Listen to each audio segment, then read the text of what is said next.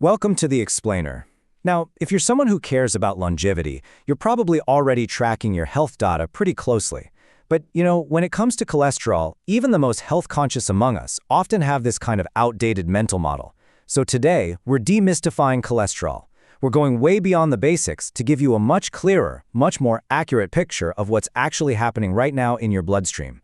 So, I want you to ask yourself, is cholesterol really the enemy? I mean, you've probably heard your entire life that LDL is the definitive bad guy and HDL is the heroic good guy, right? But what if I told you that cholesterol itself isn't actually the enemy at all? Seriously, today we're going to challenge that popular belief and look at the actual hard science behind what's floating around inside you. Here's our roadmap for today. First, the truth about cholesterol. Second, LDL versus HDL. Third, understanding your triglycerides. Fourth, the causes of high cholesterol. And finally, improving your numbers. Okay, let's dive right into this. Section 1. The truth about cholesterol and why your body actually needs it.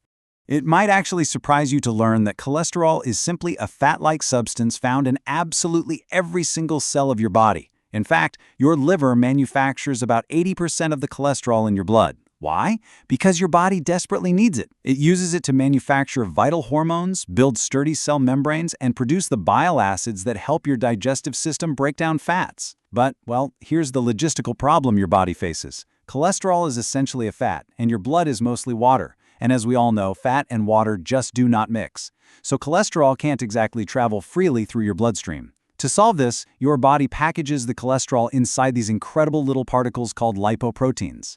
I want you to think of your bloodstream as this massive, bustling highway. The cholesterol is the cargo that needs to be delivered, and these lipoproteins, they're the delivery vehicles safely transporting that cargo across your body's entire highway system.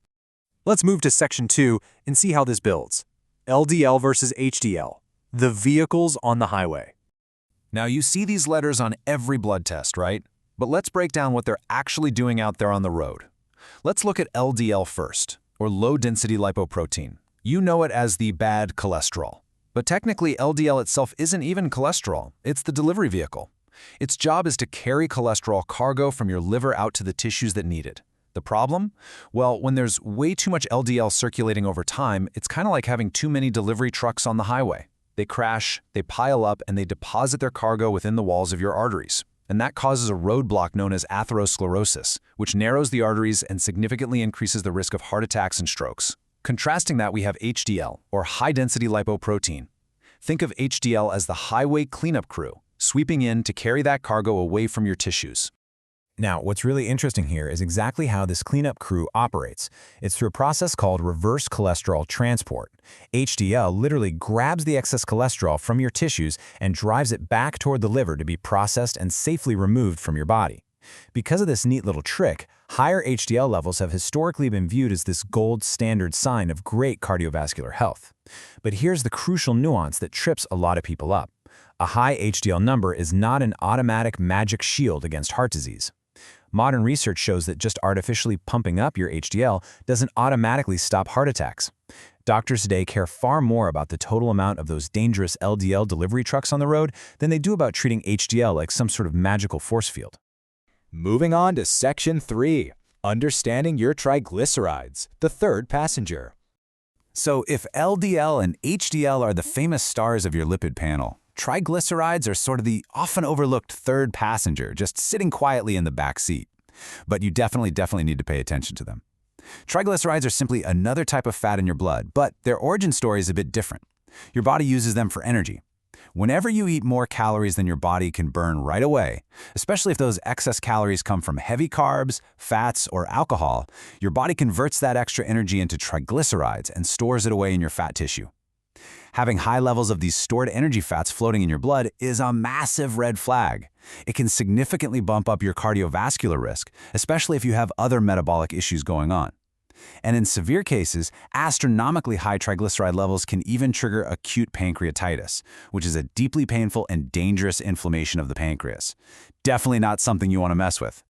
All right, Section 4, causes of high cholesterol. What actually causes the traffic jam? There's a massive misconception out there that if someone has high cholesterol, it simply means they eat a terrible diet and just sit on the couch all day. And honestly, that is incredibly unfair and scientifically inaccurate, and this brilliantly illustrates why.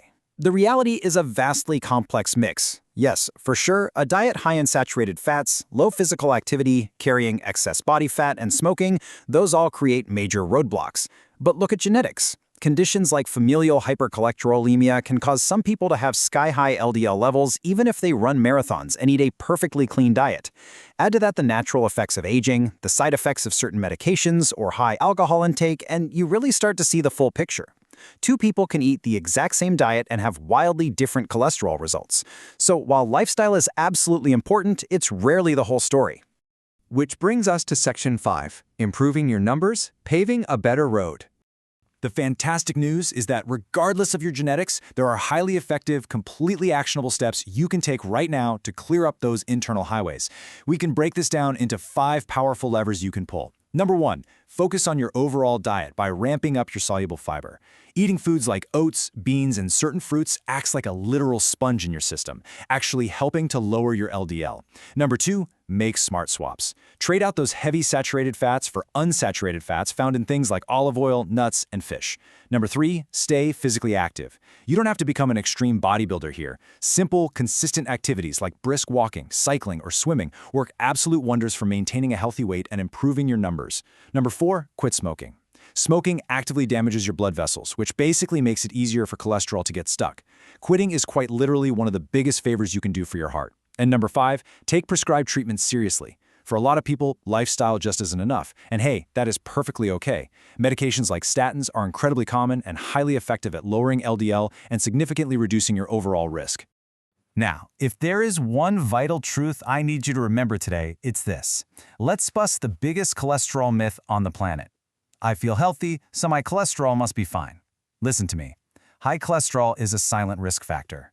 It comes with 0 warning signs. None. You cannot feel your LDL rising. You cannot feel plaque quietly building up, millimeter by millimeter, inside your arteries. The only way to truly know the state of your internal highway is to get your blood tested by a professional. Do not wait for symptoms, because there usually aren't any at all until it's too late. So the crucial point is this. Seeing a high number on your blood test is not a death sentence. High cholesterol means a higher risk, not a guaranteed heart attack. I really want to reassure you that this number is simply a piece of data. It just highlights a specific area of your physiology where risk can be actively managed, monitored, and reduced through the very informed decisions we just discussed. Which leaves us with one final, incredibly important question. Are you ready to understand your numbers and actually take control of your cardiovascular risk? Look, the real goal isn't to be terrified of cholesterol. The goal is empowerment, because truly understanding your health is the absolute first step toward taking better care of it. Thank you so much for joining me on this explainer. Take these insights, look at your numbers with fresh eyes, and I'll see you next time as we continue to break down the science of your health.